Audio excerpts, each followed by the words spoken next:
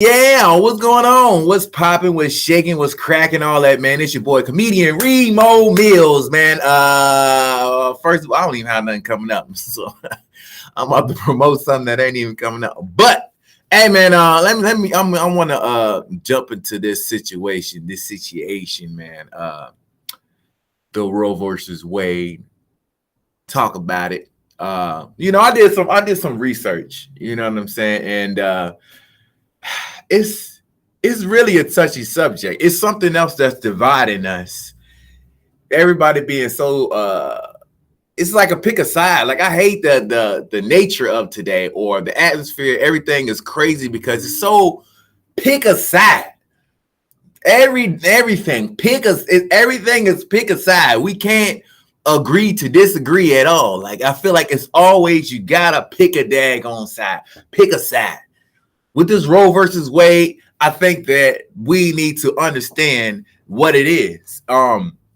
So from what I understand of Roe versus Wade, you know what I'm saying? What up, Katia? Uh wait, is it either Steph or Katia, man? I don't know which one of y'all running the debate, but what up to both of y'all? How about that? But my whole thing, this is what from what I understand. Basically, they're taking away the right for abortions. My biggest thing is as far as taking away the rights is, bruh, as men making these decisions, because it's clearly a panel of mostly old white men. Why does it matter to you? Like, you know what I'm saying? Here's my thing. If you're not looking or actively looking for an abortion, if you don't actively looking for some of these things, like why is it such a burden for you? Why do you have to stop somebody from getting the help that they need? What is the big issue? Like, why are you so opposed to it?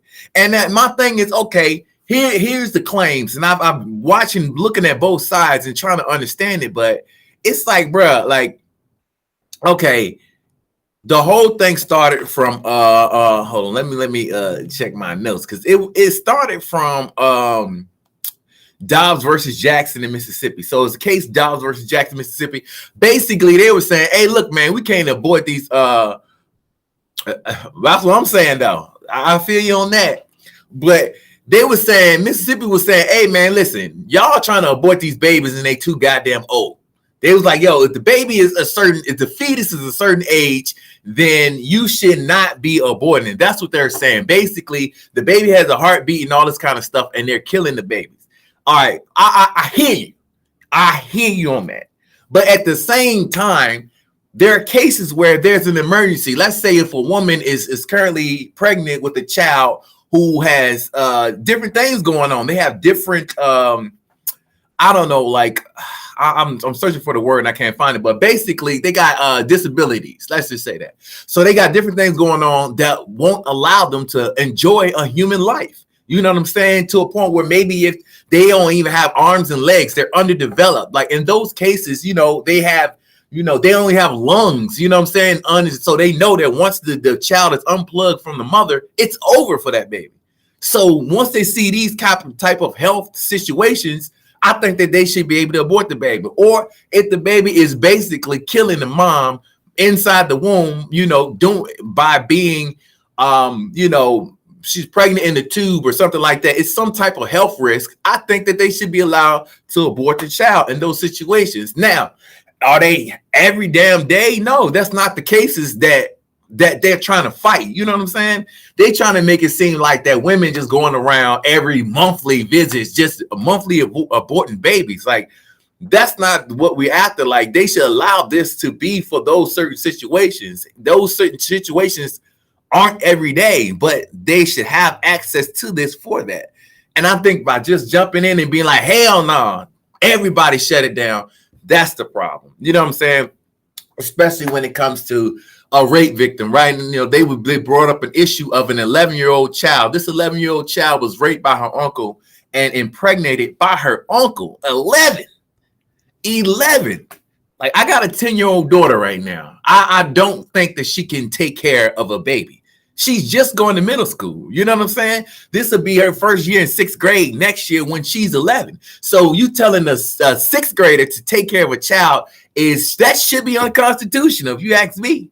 That should be unconstitutional if you ask me. To ask a sixth grader to take care of a child is unconstitutional. Now they're saying, oh, well, if the child was pregnant, they should know. Man, this 11-year-old child, their first time being pregnant. Come on, they're 11. Ain't like they do this every week. You know what I'm saying? So for them to finally realize that they're pregnant maybe 2 months later, maybe they're like 10 weeks in, and they like, you know what? They've been trying to hide this. This is something that happened with somebody they trusted. So for them to go to somebody, they need therapy, first of all. Second of all, for them to go to somebody and actually say, hey, something's going on with me. I don't know what's going on. My stomach's been hurting. I've been feeling bad.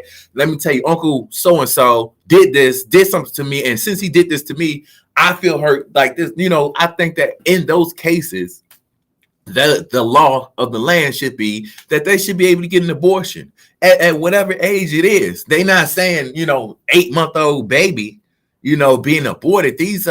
That's what the big health risk is. I think the big fight for women who could possibly die in these situations are because it's a big fetus. It's a 20-week-old fetus. It's a 30-week-old fetus. The older they get, they got heartbeats, they got limbs, they got this and that and the third, but they still at a point where they can be aborted.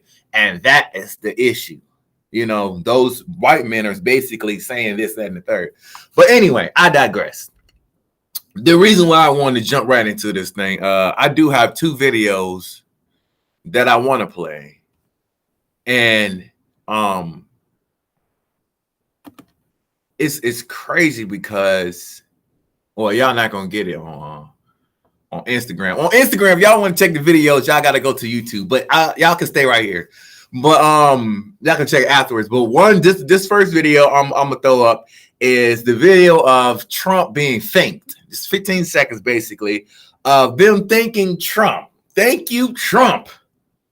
Thank you, Trump. This is what they're saying. Thank you, Trump. My brain. President Trump, on behalf of all the MAGA patriots in America, I want to thank you for the historic victory for life in the Supreme Court yesterday. So she basically saying, thank you, Trump, for preserving white lives by reversing the Roe. Preserving white lives. I don't understand why they think that all the abortions are coming from white people. I know it's a decent percentage, mostly because there are more white people in the United States of America than there are other, nationality, ethnicities. But they think that it's preserving white lives by quit killing the abortions is crazy. You know what I'm saying? There are a bunch of Hispanic, they're black, they're Asian. Like, there are a lot of people who get aborted. Like, this is the thing. You're being outnumbered. Like, I'm sorry, white people. Y'all outnumbered. There are a bunch of different ethnicities that are against one.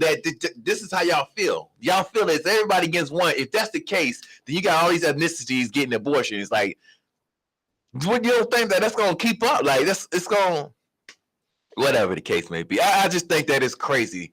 And then, the Plan B pills are about to come off the shelves. So, man, the Plan Bs have saved a lot of lives, whether you like it or not. You know what I'm saying? People have been getting them Jones right out there. You can go right in the store and just buy one of them Jones. So I think that those ones that's something that I'm concerned about. You know what I'm saying? Dumping on the Plan Bs.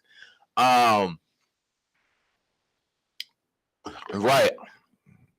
So now they do think that they're gonna keep the kids for more money, but at the end of the day, it's not going that way, man. I'm telling you right now, it's not going that way, man. A lot of people are going to end up in a bad situation. Hold on, Ken. I seen you said something. They want to control a man. They want to control a man and have multiple women pregnant in the same year. Look at the Nick Cannon. Looking at Nick Cannon, they should let people live their lives and stay out of people's business. And that's what I'm saying. Yeah, hey, there you go. The Plan Bs have been used. So now they're going to try to take the Plan Bs off the table, which is crazy. You know what I'm saying? But regardless of the fact, man, I think that they should let people who are in these situations be in these situations. I think there's a lot of people who not in these situations. You know what I'm saying? You have nothing to do with it.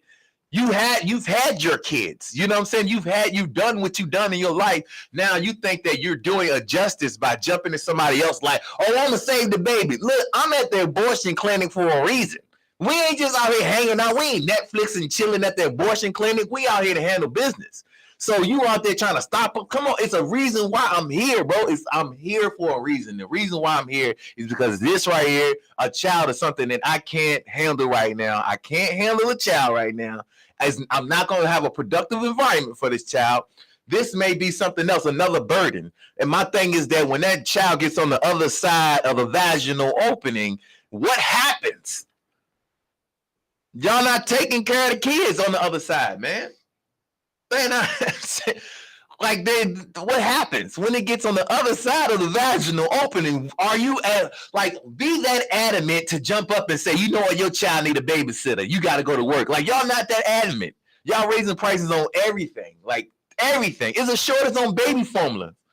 Now, what if somebody comes, this lady got pregnant and she can't produce milk? You know what I'm saying? She has trouble producing milk. She can't do that. Now your baby don't have no type of milk, no type of help. Because in the United States, we the ones with the problem with the baby milk. We the ones with like, y'all, it's crazy right now. But it's insane. It's insane.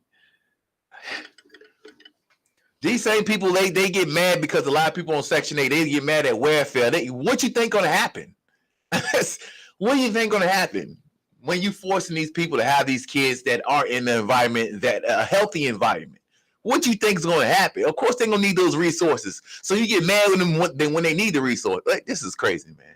I don't like it, man. I think that all these white people sitting around making these decisions should understand, man, like, everybody's life ain't the same and you can't really like pinpoint it. So when it comes to these type of things, all you have to do is allow the people who need help to get that help. Don't be so, oh, we that woke, well, we just gonna shut it down, man. Y'all shutting it down for what? You shutting it down for what? My thing is, you turn around and say, hey, man, if you get pregnant, you gotta have the baby. And then you go back to your house with no kids. And you sit around and cut on your TV. You ain't gotta worry about jumping up and feeding the child. You ain't gotta worry about it. Like, you ain't gotta worry about it. Like, y'all making decisions for other people's lives is just crazy to me, bro. That's insane for me, man. That's insane. Stop trying to make decisions for somebody else. Like, that's just like somebody having an allergy. I got somebody having an egg allergy, and you basically saying, no, you gotta eat eggs, nigga. That's all you get to eat. Like, but if I eat eggs, I'm gonna eventually die. You know what I'm saying? I'm not gonna be able to survive. Y'all crazy, man. I just think that this is one of those things, y'all. It kind of gets under my skin that they just make decisions like this. You know what I'm saying? I hear you. Like I said, I hear y'all talking about Mississippi. Basically, that case, the baby was too old. Mississippi had one, I think they only had one freaking abortion clinic in the state of Mississippi. In the state. One abortion clinic in the state. And this abortion clinic was fighting basically to keep it going. You know what I'm saying? We the only ones. We the only ones in this whole state. That means we got to handle all of these abortions that these people throwing at us. And it comes from different things. You know what I'm saying? So, like, they were basically trying to say, hey, man, we need help. Like, we can't. This is too much. This is a lot. They was like, nah. So, anyway, man, at the end of the day, what they've done now, Roe versus Wade, they put the decision in the state in the hands of the state. And then they tell you need to vote. If you really want to make a difference, you need to go vote. But the problem is the people that we voting for, everybody got their own different agenda. So just like now, you know what I'm saying? Not only did they pass, this is crazy. This is crazy. I'm going to tell y'all something. On the Roe versus Wade, this is why I hate politics, because it's always so goddamn sneaky. So on the top, they say, here you go, Roe versus Wade. We're making a decision on that. But on the bottom of Roe versus Wade, they say, hey, man, we're going to put this law in here. Basically, you can't sue us for not reading our Miranda rights when we come to arrest you. So police officers now could come in and just randomly, you know, they pull up on you. They don't have to say, you got a right to remain silent. Anything you do, they don't have to say that no more. And if they don't say it, you can't sue them. Like this is what politics is. On the other hand, also something else. If you don't know, in California, they're getting free slavery, y'all. Like they're getting free slavery, man.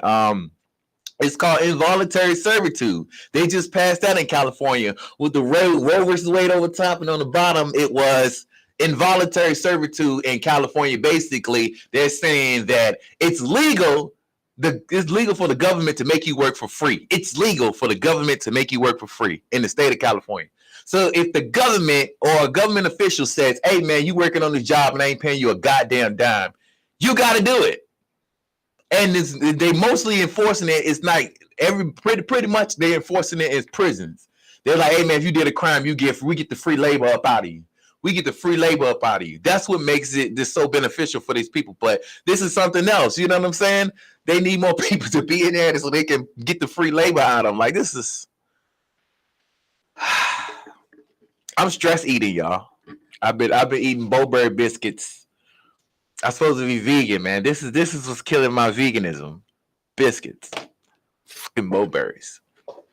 But I don't know. Anyway, I digress. At the end of the day, Roe versus Wade, it's not the end all be all, but it's definitely progressing in the wrong direction. It really is.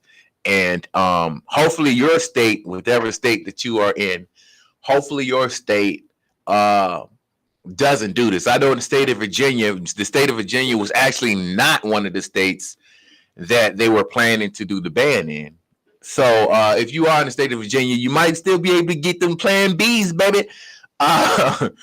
But there are a lot of different states that aren't so lucky. So I just really hope that this thing works itself out. I hope that the states are able to uphold it. I hope that you have the right officials in the right positions in your state. That way you can figure it out, man. Y'all can navigate through. But at the end of the day, man, this is crazy that people get to make these decisions for bodies that they are in. And yeah, I think PA is good. Let me see. Pennsylvania.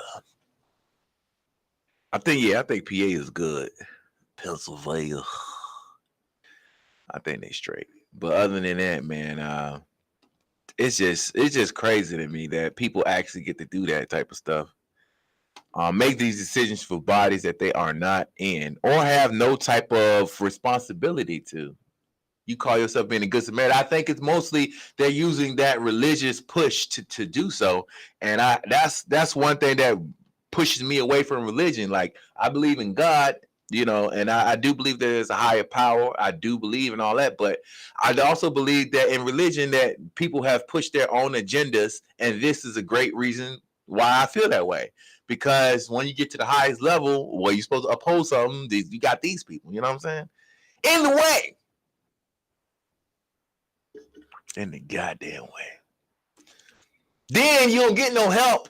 You get people like Rosie O'Donnell talking about, I'm going on a sex strike. Rosie O'Donnell going on a sex strike? That sounds like something that should have happened in the first place. Rosie O'Donnell looks like a character off The Walking Dead at this point in her life. I don't know if y'all seen Rosie O'Donnell recently. Hold on, YouTube. Let me help y'all out. So y'all can see what Rosie O'Donnell looks like. Rosie O'Donnell's face looked like 12 years of stress. I'm telling you right now, the way her lips have refolded back into themselves. I mean, you see her teeth first. I'm trying to figure out, when did she close? When she sleeps, she can't even go to sleep all the way. Why? Because her lips are folded back. So she sleeps like this. She whistles. She doesn't snore. She whistles. It's just hear the air coming from in between her teeth. Rosie O'Donnell going on a sex strike. That's going to make them start doing other stuff. They're going to do Brown versus Board. Listen, if Rosie O'Donnell on a sex strike, I think if Rosie O'Donnell on this sex strike is crazy to me. That don't change nothing. In fact, that don't even make me panic. I'm not nothing. I don't know if a sex strike is a good thing. I don't know how much a sex strike would change stuff. Dude, I don't know. I think if all women decided, hey, we're not smashing no more, that might be dangerous. But if people like Rosie O'Donnell decide, hey man, we ain't having sex no more, good for you, Rosie. Good for you. Congratulations on preserving your vaginas. I don't even think that they were in danger, to be honest with you. Yeah. We need somebody else. Damn, Rihanna. Let with Rihanna on the sex track, I think a lot of dudes, even though we know we can't even smash Rihanna, we'll get in line. Hey, what the hell? Hold on, Rihanna. Now, come on now. Somebody deserve it. Somebody deserve it, Rihanna. Somebody should be getting this. If Rihanna on the sex track, Rosie O'Donnell, I don't know, man. I think dudes might go in there and be like, yo, we are pro-life. That'll make a lot of people pro-life. I don't know. Anyway, let me play this next video for YouTube right quick before I get up out of here. YouTube, this is the video though. Yeah, I don't have no speaker. Here we go. And right now, white people are really frightened. If you don't understand the destruction of Planned Parenthood offices, and you don't understand the wall that we're going to build on the southern border of the United States, you haven't read the book, The Birth Dearth by Ben Wattenberg. Ben Wattenberg was a brilliant Jewish man who was a member of the American Enterprise Institute. And he wrote a book, the first paragraph of which says, the main problem confronting the United States today is there aren't enough white babies being born in this country. He was an advisor to presidents of the United States. He wrote the book in 1987. He says if we don't change this and change it rapidly, white people will lose their numerical majority in this country, and this will no longer be a white man's land. Now, I'm not misrepresenting this. I'm telling you almost exactly what he says. He says there are three things we can do to solve this. Number one, we could pay women to have babies, as they have been doing in Western European nations for years. Then he says, and these are his words, not mine, unfortunately, we would have to pay women of all colors to have babies, so we don't want to do that.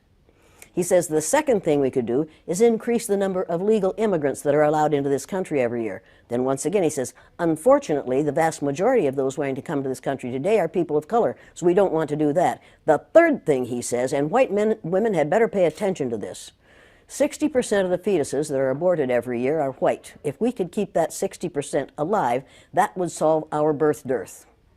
Does that sound like racism to you? And if it doesn't, I want to know why it doesn't. Oh,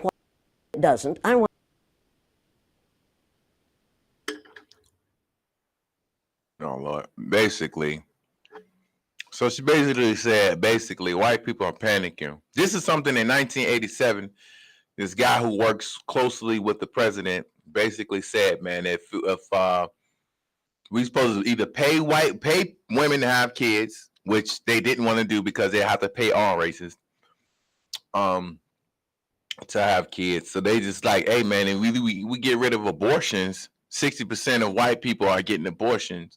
So we get rid of abortions. We force people to have kids, force people to go through the whole process of having a child and force them to raise them. I think forcing a woman to have a child is unconstitutional. That's me. I think that's unconstitutional.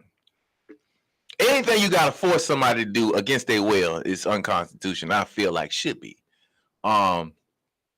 Unless they are incarcerated for murder or something like that, then you don't need no constitution. Nigga. You are a killer. You need a cage. You need a cell. You need to be isolated. But anyway, I digress. Anyway, dang, this has been a long one. Roe versus Wade. Got in my emotions a little bit, but hey y'all, I'm gonna get on up out of here. Y'all be easy over here in YouTube, Facebook land. I should be back this Wednesday. I'm gonna try to be back at 10:30 in the morning. Hopefully, we gonna see, man. I'll be trying, y'all. I'll be trying.